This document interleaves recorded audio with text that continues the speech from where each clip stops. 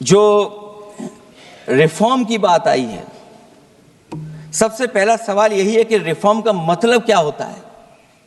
जब कोई चीज अपने मूल रूप स्वरूप में होती है तो उसे फॉर्म कहते हैं।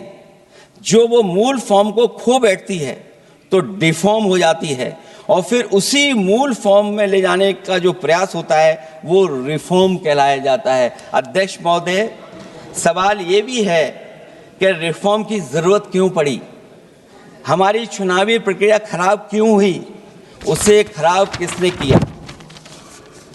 किसी भी चीज के खराब होने के दो कारण होते हैं। एक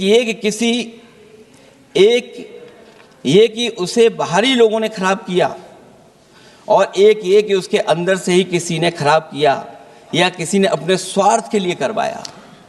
तो अध्यक्ष महोदय, आज ये अजीब हालत है कि बाहर से ज्यादा चुनावी प्रक्रिया अंदर से खराब हुई है।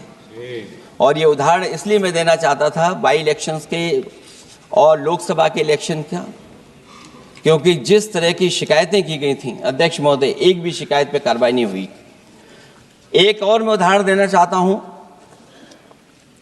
फर्रुखाबाद का चुनाव लोकसभा का, हालांकि और लोकसभा के चुनाव को मैं नहीं कहूंगा, लेकिन फर्रुखाबाद का लोकसभा का चुनाव जो पिछली बार 2024 में बड़े करीब से मैंने देखा। वहां के जिलाधिकारी, वहां का पुलिस का प्रशासन पूरे दिन लाठी चलाता रहा, और कभी लाइट जाती थी, कभी लाइट आती थी। जब हम लोगों ने जानकारी करने की कोशिश की कि आखिरकार क्यों हो रहा है, तो पता लगा कि उन्हें रिजल्ट बदलना है। तो उत्तर प्रदेश का इस तरह एक रिजल्ट नहीं बदला गया, कई जगह रिजल्ट बदला गया। हम इलेक्शन कमीशन के सामने खड़े रह गए कि इलेक्शन कमीशन को बताते रहे कि धांधली हो रही है, लेकिन इलेक्शन कमीशन ने कोई सुनवाई नहीं की।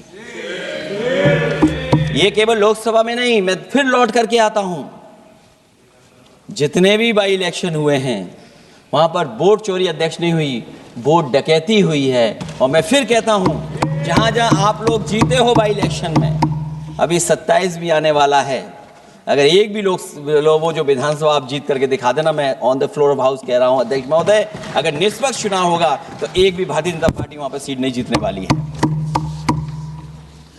दूसरा कि जो समय समय पर पैसा आ जाता है अकाउंट में, ये लोकतंत्र को सबसे ज्यादा कमजोर कर रहा है। 10,000 बिहार में बांट दिए। अभी सुना है कि बहुत सारी महिलाओं ने कई जिलों में आंदोलन किया है, वो 10,000 के वादे से मुकर रहे हैं लोग। और मुझे याद है कि जिस समय उत्तर प्रदेश में मैं फ्री मोबाइल देने जा रहा था, कैबिनेट से मैंने पॉलिसी पास की थी, लेकिन यही बीजेपी के लोग चिल्ला चिल्ला करके उसको कह रहे थे कि चुनाव को इन्फ्लुएंस करने के लिए ये पॉलिसी लेकर के आए हैं, ये बांटने जा रहे हैं, और उसको रोक लगवाने का काम इलेक्शन कमीशन से किसी ने किया था, तो वो भारतीय जनता पार्टी थी। मान्यवर, मैंने सोचा कि भाई कुछ गलती नहीं है, मान्यवर कोई गलती नहीं है, तो ये लोग विरोध क्यों कर रहे हैं। फिर मुझे याद आया कि मान्यवर, जब इनके जमाने में चुनाव होते थे, बिहार और यूपी में सरकारें बनाती होती थी, पूरे के पूरे वोट के बक्से हाईजैक कर लिए जाते थे। ईवीएम आने से ये बंद हो गया, ईवीएम आने से बंद हो गया। और मान्यवर, चुनाव की चोरी बंद हुई है, इसलिए पेट में दर्द हो रहा है। ईवीएम का दोष नहीं है, चुनाव जीतने का तरीका जनादेश नहीं था, करप्ट प्रैक्टिसेस थी, इसके कारण चुनाव जीतते थे। अब आज ये पूरे एक्सपोज हो चुके हैं। जब जनादेश पर चुनाव होता है तो आप जीत सकते हो, जीतो, स्वागत है उसका, मगर जब हारते हो तो अन्य कारण बताना, जैसे पहले मैंने कहा, ऐसा बताना, ये ठीक नहीं है। मान्यवर, कल मैंने लीडर ऑपोजिशन का भाषण स्वयं यहां बैठकर सुना है।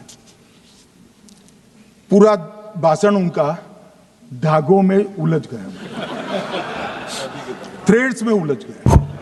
मान्यवर, ये कहते हैं पीएम का शेड्यूल देखकर चुनाव आयोग चुनाव तय करता है। मेरा सभी सांसद महोदय से करबद्ध निवेदन है कि चुनाव होने के पहले के 1 महीने पीएम का शेड्यूल, और पीएम को लगभग 24 और 16 कितना होता है, 40 महीना हो गया। इसमें से किसी भी एक महीने का शेड्यूल दिखाओ। पीएम की गति ही इतनी है, कोई भी महीना उठाओगे तो इतने ही प्रवास करते हैं। मान्यवर, इसको चुनाव का कोई लेन देन नहीं है। हमारे प्रधानमंत्री जनसंपर्क में आजादी के बाद सबसे ज्यादा प्रवास करने वाला प्रधानमंत्री, और मैं जानता हूं साहब, मैं जानता हूं नरेंद्र मोदी जी को 2001 से मैं बता सकता हूं, एक भी दिन की छुट्टी नहीं, एक भी वैकेशन नहीं, लगातार जनता का काम करना। मैंने कभी नहीं देखा उनको वैकेशन में। कई बार इनका अनुकरण करने का प्रयास करते हैं तो बीपी बढ़ जाता है इतना, ये फिर रूठ जाएंगे प्लीज। मान्यवर, ये पूरी चर्चा चुनाव सुधार पर थी। मैंने आज ये भी जांच करा,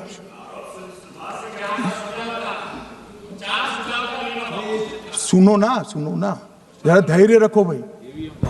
मान्यवर, मैंने आज सुबह चुनाव आयुक्त के वहां जांच कराई।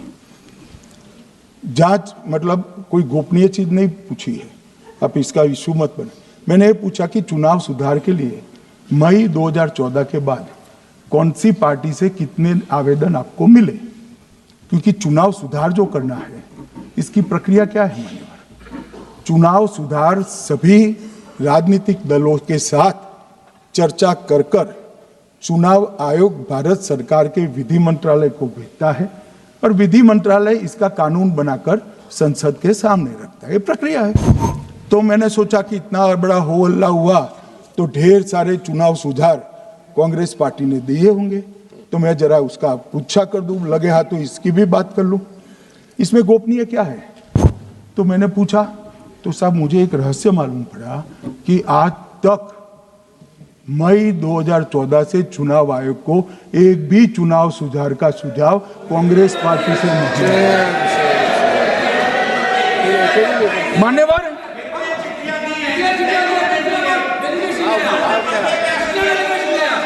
बैठे मैं बताता हूं। मान्यवर, मैं जवाब पूछोगे क्या?